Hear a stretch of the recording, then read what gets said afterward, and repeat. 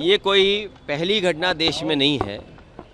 BJP जब से सत्ता में आई है उसकी कोशिश रही है जो सेंट्रल एजेंसीज़ हैं उनका गलत इस्तेमाल किया जाए।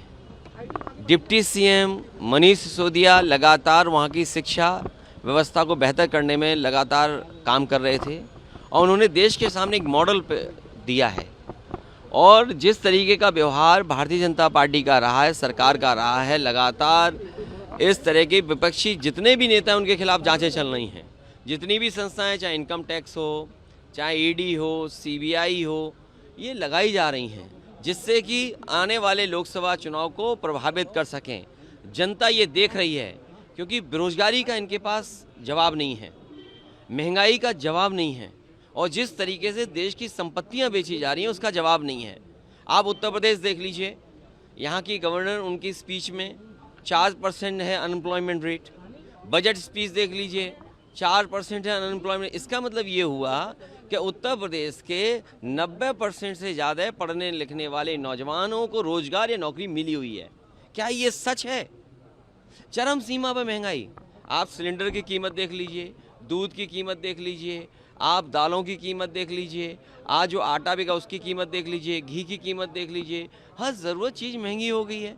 तो इसका जवाब जब भारतीय जनता पार्टी के पास नहीं है और जिसको भारतीय जनता पार्टी ने बनाया, दुनिया में पहचान दिलाने के लिए नंबर 2 तक पहुंच गए, आज 20 लाख करोड़ के घाटे में चला गया हो इंसान, इसका क्या जवाब है? अगर 20 लाख करोड़ की वैल्यूएशन गई है तो LIC जैसी संस्था का पैसा डूब गया, आपके स्टेट बैंक ऑफ इंडिया का पैसा डूब गया। अरे हमारे मुख्यमंत्री कितने अच्छे थे, सोचिए। यहाँ पर बिजली विभाग का प्रोविडेंट फंड सरकारी कर्मचारियों का एक प्राइवेट कंपनी में इन्वेस्ट हो गया था, वो प्राइवेट कंपनी डूबी, हमारे मुख्यमंत्री जी ने वहाँ के अधिकारियों को जेल भेज दिया, कंपनी के लोगों को जेल भेज दिया।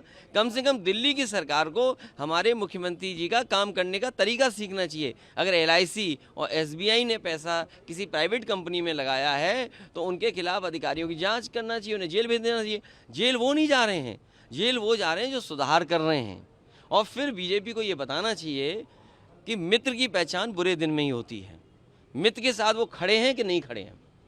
ये मायावती जी ने ऐसे क्योंकि प्रोटेक्ट हैं और हम तब तक अतीक अहमद की बात को मेरे पत्रकार साथियों, ये बात आप समझना कौन कौन मिला हुआ है।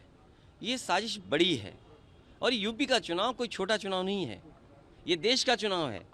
इस प्रदेश ने प्रधानमंत्री दिया है, ये प्रदेश प्रधानमंत्री देता है, तो इसलिए साजिश भी बड़ी है, साजिश छोटी मोटी नहीं है। हमें तो ये पढ़ने को मिल रहा है कि बीजेपी का कोई अल्पसंख्यक प्रकोष्ठ है वो भी शामिल है और किस किस दल में आए, किस किस दल से संबंध हैं, आप जानकारी करिए। जब उत्तर प्रदेश में एक बाई इलेक्शन था जिसका नाम लिया जा रहा है, उसके भाई को पुलिस कहाँ पर बैठाई हुई थी, बनारस में। ये बड़ी साजिशें हैं पत्रकार साथियों, आप भी जानते हो कौन किससे मिला हुआ है, क्या तालमेल मिल रहा है। आने वाले चुनाव में मुझे उम्मीद है उत्तर प्रदेश की जनता ऐसे माफिया लोगों को, क्योंकि मुख्यमंत्री ने कहा है कि माफियाओं को मिट्टी में मिला देंगे, अरे माफियाओं की सूची तो आ जाए। मैंने सदन में मांगा कि टॉप 10 टॉप 100 माफियाओं की सूची जारी कर दे सरकार। सरकार पीछे क्यों हट रही है? सरकार सूची जारी करे 100 माफियाओं की या 10 माफियाओं की, टॉप 10 माफिया, टॉप 100 माफियाओं की सूची जारी भारतीय जनता पार्टी को करना चाहिए। सुरक्षा मांगने के लिए सरकार से सुरक्षा देनी चाहिए सरकार को। और अगर कोई गनर लेकर के किसी की जान चली जाए तो सोचो कितनी बड़ी सुरक्षा और चाहिए होगी। गनर हो किसी के पास, 2-2 गनर हो, उसके बाद जान चली जाए, अधिवक्ता हो, तो सोचिए सुरक्षा की कितनी ज़रूरत है।